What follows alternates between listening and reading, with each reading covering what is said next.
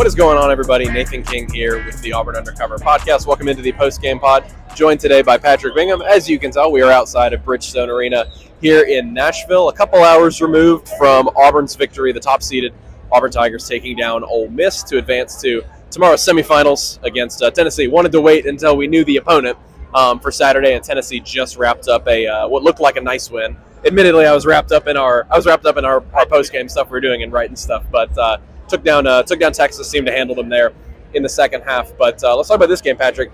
Very, very different from the two Auburn-Ole Miss meetings in the regular season. Lots of offense. Auburn scored 198 points in those two games.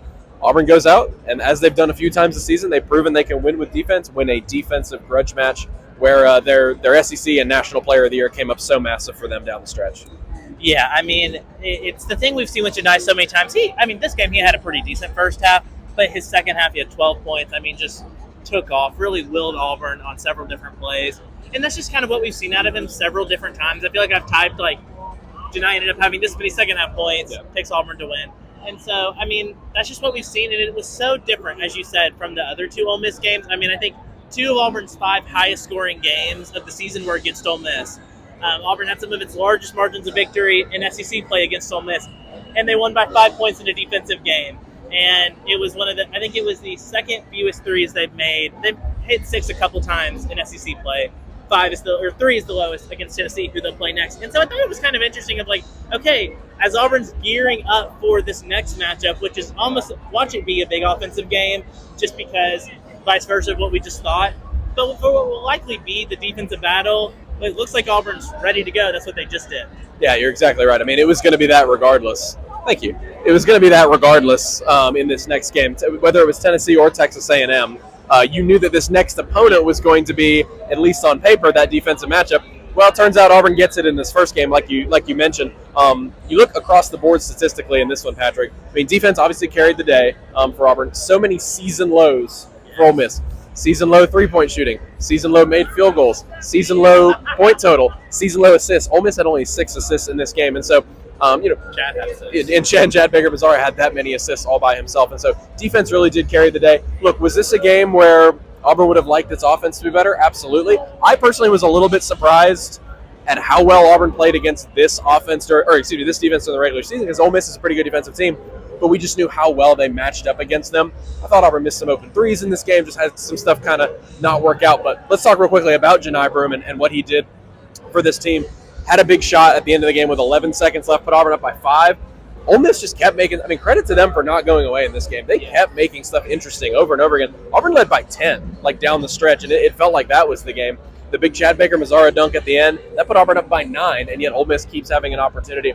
But this is why it matters to have the player of the year. This is why it matters to have potentially the best player in college basketball, certainly the SEC player of the year in Janai Broome, 23 points and 15 rebounds. He ties Mike Mitchell's single-season record for double-doubles in a season in Auburn program history. And Bruce Pearl said it after Alabama. They are going to demand greatness from him in every single game in March. Certainly got off to a good start in that department in the postseason today. Yeah, and I think that, asked Janai after the game, I was like, you had several straight games of not having a double-double, and I think it was the Alabama game. He's like, that's just not me. I get double-doubles. And, you just said the whole stat. And he just got back to that, and I think the thing is in the last 2 games, he has really turned it on. He had 50-plus combined points against Alabama and Ole Miss. And it's just the willing Auburn to win, even if it's not going well in the first half. It's just it's kind of what that Ole Miss player said, and you tweeted it out yesterday of, I won't say the next word because we're trying to be family-friendly here, of we have to play him. In Tennessee, I was in their locker room right after their game. It was kind of the same thing of we have to match up with Janai Broome.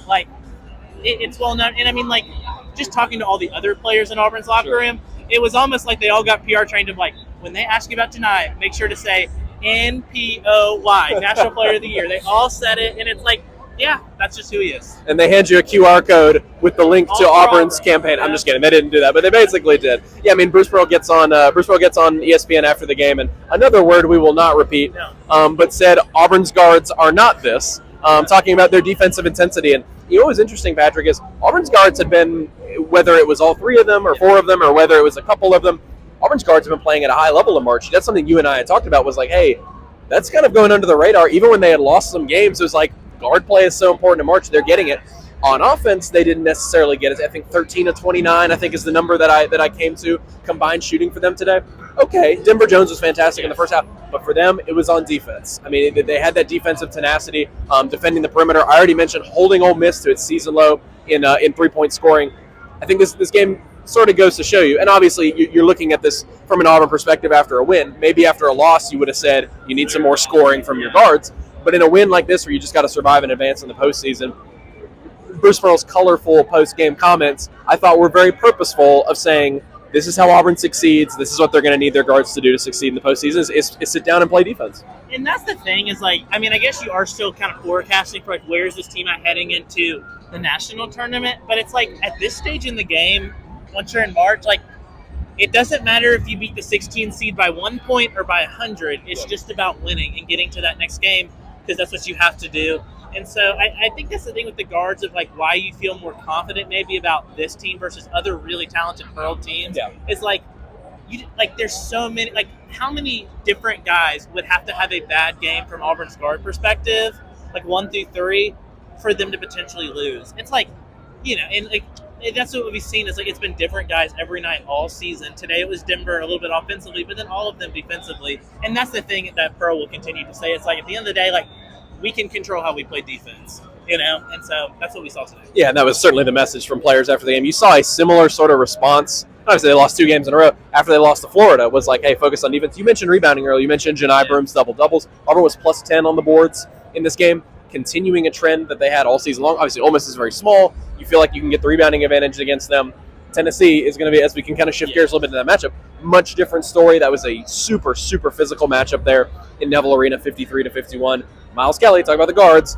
I think the guards were just okay in that game. I don't think Shad Baker-Mazara did very much. I don't think Denver Jones did much, but they came through when it mattered, and you needed a dead-eye three-point shooter like that when it mattered at the end of the game. And so I guess going into tomorrow, both these teams having played a game already, a bit more rested than everyone else in the field because they got the double bye, but both of these teams are preparing for an all-out defensive war. But I can't remember if I had talked to you about this, but this was something I was kind of mentioning. I thought it was going to be really important. Number one, you wanted Auburn to win a game because Auburn wanted to get back and not be on a 3-game losing streak going to the NCAA tournament. I thought it was going to be important for them to get a matchup on Saturday against Tennessee or Texas A&M. To be like, hey, this is a team you're going to see in the Elite Eight or the Final Four. Let's get yourself one last go at that sort of team before you get into the NCAA tournament. And you had a tough time matching up with those teams in the regular season. I know you beat Tennessee, so what are you going to do this time around? What can you kind of prove to yourself that you'll do better this time around? Obviously, we know it's Tennessee and not Texas A&M, and so they'll be looking to play better offensively. And look, Tennessee's one of the most physical teams in the league. I know Auburn played well today in the rebounding department, but Bruce Pearl, of course, would still love for this team to be even more physical. I think that's what it's going to take tomorrow. Yeah, and you mentioned the rebounding. Like, this was the one of, like, you have to win this rebounding battle. And they were trailing it early, and then they really just kind of took over. I think it was like plus 10 or something. This is like your almost get-right game from a sense of rebounding because Auburn is so much taller than Ole Miss and stuff like that. This will be your test of where are you in that physicality realm. And the thing is like, you remember the Tennessee game so fondly because Miles Kelly hit that 3. If he doesn't, it's like, oh, that's another, we can't win this physical game.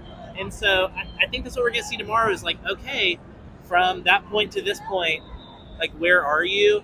And, like, yeah, like you said, like, from this point out, the teams they will play, like, this is your Elite Eight Final Four game. This is your 1 seed potential games. I mean, that's basically who Auburn played the last 2 games to close the year. And so, I mean, yeah, it's going to be a defensive war. We joke it'll probably be a big offensive game. But, like, we'll see. Yeah, usually how that goes. I mean, both of these teams, I think, are capable. Yes. And you get them on a neutral floor, you never know how it's going to go. But, yeah, I thought that was, like you said, I thought that was the most important thing. Auburn played a couple, probably Texas A&M a 3 seed, Alabama a 2 seed. They played a couple teams like that at the end of the regular season.